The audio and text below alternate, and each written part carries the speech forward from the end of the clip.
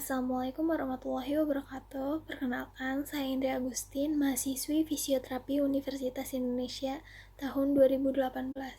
Saya akan menjelaskan tentang manajemen nyeri. Silakan disimak.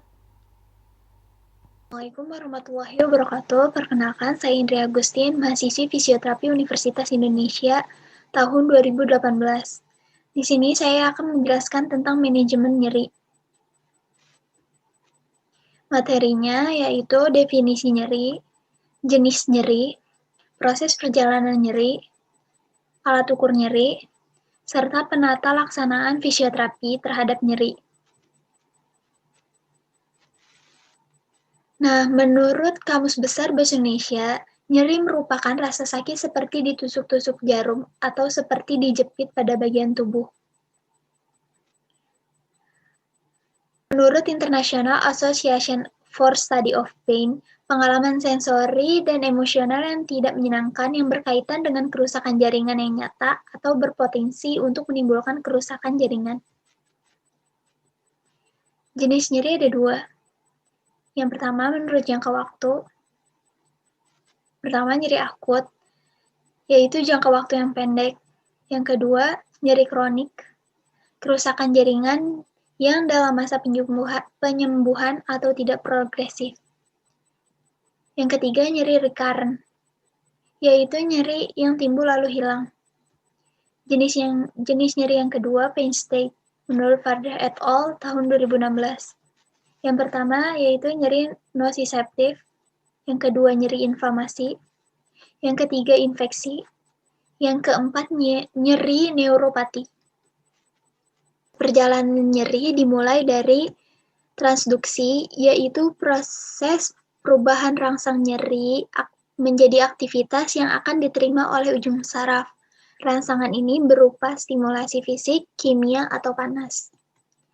Kemudian proses transmisi, yaitu merupakan proses penyaluran impuls yang dihasilkan oleh proses transduksi sepanjang jalur nyeri, di mana molekul di celah sinaptik mentransmisikan informasi dari satu neuron ke neuron berikutnya.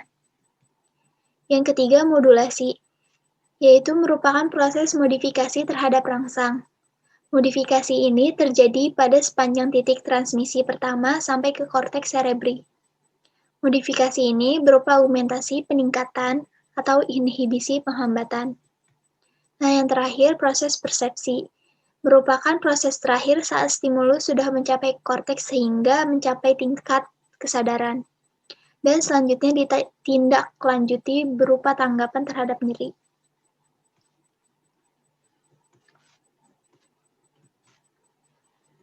Nah, proses perjalanan nyeri secara fisiologis nyeri dimulai diterima oleh nociceptor. Nociceptor kemudian dilanjutkan ke medula spinalis melalui dorsal horn. Kemudian masuk ke periductal gray matter atau substansi abu-abu dan selanjutnya bertemu dengan second order neuron. Nah, setelah di second order neuron, rangsangan ini melanjutkan ke ascending tract yang akan bersinapsis ke otak melalui spinothalamic. Nah, selanjutnya rangsangan akan melanjutkan ke third order neuron yang akan melanjutkan lagi rangsangannya menuju korteks somatosensori. Kemudian nyeri bisa second order neuron melanjutkan rangsangan ke ascending tract yang akan bersinapsis ke otak atau talamus melalui spinothalamic tract. Selanjutnya, rangsangan akan melanjutkan ke third order neuron yang akan melanjutkan lagi rangsangan menuju korteks somatosensorik sehingga nyeri bisa dirasakan. Nah, lalu pada tahap gate control theory, impuls nyeri akan diatur atau dihambat di sistem saraf pusat. Jadi, stimulus mekanoreseptor akan menstimulasikan akan menstimulasikan di substansi gelatinosa, kemudian menghasilkan neurotransmitter atau enkephalin opoid, sehingga menghambat rangsangan nyeri ke otak. Nah, alat ukur nyeri dibagi dua. Yang pertama, unidimensional, ada visual analog scale atau VAS, lalu verbal rating scale atau VRS. Yang ketiga, numeric rating scale atau NRS. Nah, jenis yang kedua ada multidimensional, yaitu ada MPQ atau McGill-Pain Questionnaire, terus ada BPI, lalu ada Memorial Pain Assessment Card, dan Pain Diary. Nah, ini contohnya dari alat ukur VAS, lalu Verbal Rating Scale, dan Numeric Rating Scale. Terus ada Wong-Baker-Face Pain Rating Scale, sama McGill Pain Index atau MPQ. Nah, di sini ada alat ukur Debrief Pain Inventory, sama Pain Diary.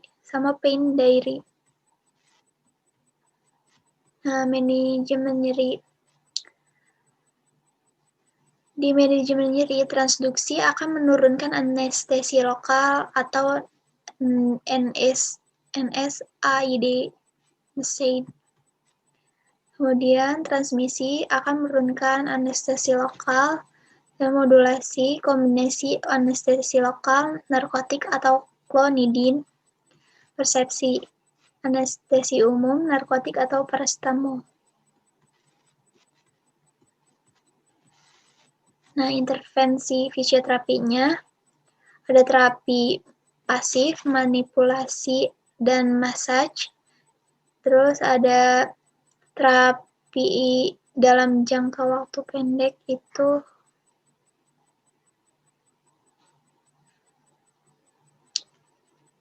nih, lalu ada intervensi fisioterapi, ada terapi pasif, yaitu manipulasi dan massage, dan terapi aktifnya itu dengan exercise, stretching, dan core stability technique. Dan ada beberapa evidence bahwa terapi di atas efektif dalam jangka waktu yang pendek. Selesai, terima kasih.